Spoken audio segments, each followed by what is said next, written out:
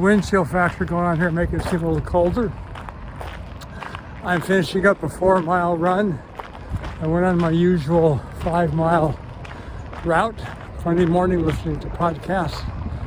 I didn't really have any problem, but I was pretty sluggish. The pace was about 11 minutes, 38 seconds. It was actually faster than that. I had to wait a long time. Got a couple of lights this morning, longer than usual. So I think that impacted the pace that the running app calculates. But I pulled up at 4 miles just because I felt really sluggish. No problem with my knee, it was fantastic, no aches and pains. Just decided to walk the last mile, so it'll end up being 5-mile route with 4 of it running. And I think since I'm really trying to be careful with my knee, that's what I'm going to do this week, is just run 4 miles 4 times.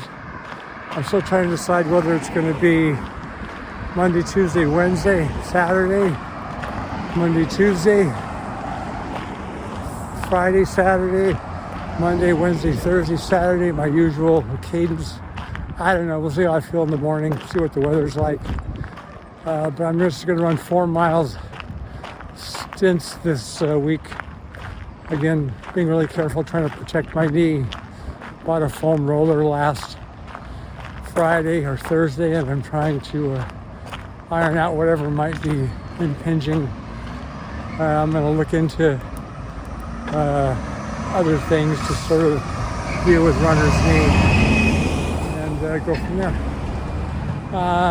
Today, exciting day. We're getting a new water heater. Oh boy.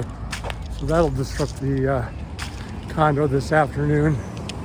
I don't really think we need one. It's still working, but during the annual condo inspection, the building management, Nick, you notice that it's probably 10 or more years old. We do try in the condo to keep things like water heaters, 10-year lifespan. You don't want them to start busting and leaking and ruining, floors below you. I think the real issue is it doesn't have a drain pan, the current one, so we'll get that. And anyway, that's the exciting thing for the day, a new water heater.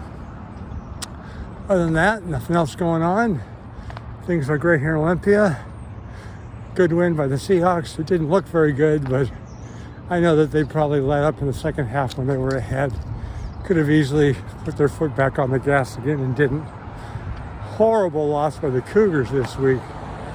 They're playing a top 25 team. They were ahead 14-7, 14-0 in the first half. And I watched the second half, and it might have been one of the worst halves of football I've ever seen. The score was close. The Cougars did end up losing just by 3 points. But man, were they inept on offense. They could not do a thing. They kept running the same stupid plays over and over again and failing. Their quarterback is just not good. And I know he's the best of the ones they have. He's not who started the season.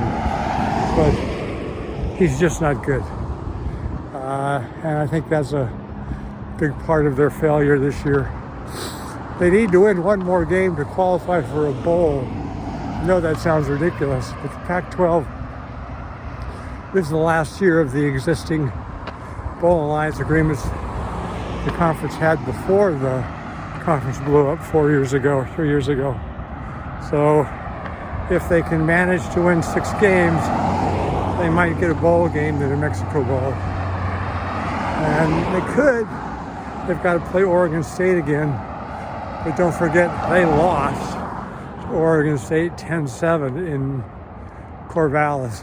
Oregon State is not good. Not good at all. They've already fired their coach. But of course, the Cougars, being the Cougars, lost there anyway. So it might still be an interesting game. All right, I've prattled on long enough. That's it for the day. Hope everyone's doing well. I'll catch you next time.